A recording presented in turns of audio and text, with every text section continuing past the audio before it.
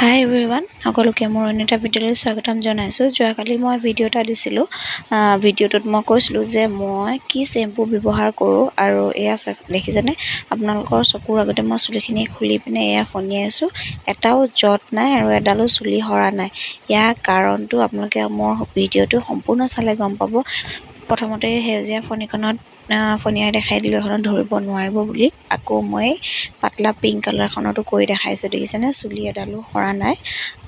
মই মানে দুদিনমানৰ পৰা চুলিখিনি অকণমান কেয়াৰ লৈছোঁ জানেনে। মানে চুলিখিনি ইমানেই ৰাফ হৈ গৈছিলে, সেইকাৰণে বোলো কি ব্যৱহাৰ কৰিছোঁ চুলিখিনি নহৰিবৰ কাৰণে। আৰু মোৰ মানে কি হৈছে জানো, মাজতে কেইডালমান খুব পকিছে। ছিঙি দিওঁ কাৰণে পকিছে, কিহৰ কাৰণে পকিছে নাজানো, কিন্তু খুব পকিছিলে। তাৰপিছত এতিয়া পকাও কম হৈছে। এয়া দেখিছেনে এডভান্স ডেমেজ ৰিপেয়াৰ শ্বেম্পু। এই শ্বেম্পুটো মানে আপোনাৰ চাউলৰ গুড়ি থাকে, তাৰপিছত আৰু বহু কেইটামান বস্তু যি আমাৰ চুলিৰ কাৰণে ভাল, মানে সেইবিলাক আছে। আপোনালোকে এই শ্বেম্পুটো গুগলত চাৰ্চ কৰি চাব পাৰে। মই এয়া দেখিছেনে দিনত মোৰ এডালো চুলি নসৰাকৈ তেনেকৈ কৰিলোঁ। তাৰপিছত এয়া ৰাতি এয়া শুকোৱাৰ পিছত এইটো ৰিজাল্ট দেখিছেনে।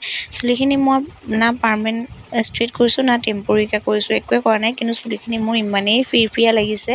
আৰু কৈছোঁ যে চুলি ট্ৰিটমেণ্ট কৰি আছোঁ। চুলি কি ট্ৰিটমেণ্ট কৰি আছোঁ ঘৰুৱাভাৱে মই আপোনাক নেক্সট এটা ভিডিঅ'ত দেখাম। প্ৰথমতে আপোনালোকে মোৰ চুলিখিনি চাই লওক আৰু আপোনালোকে নিজেই চাব দেই। এয়া দেখিছেনে এনেকৈ টানি দিলে প্ৰায় চুলি সৰে, কিন্তু মোৰ এতিয়া এডালো সৰা নাই। মই আপোনালোকৰ আগত দেখাই দিছোঁ।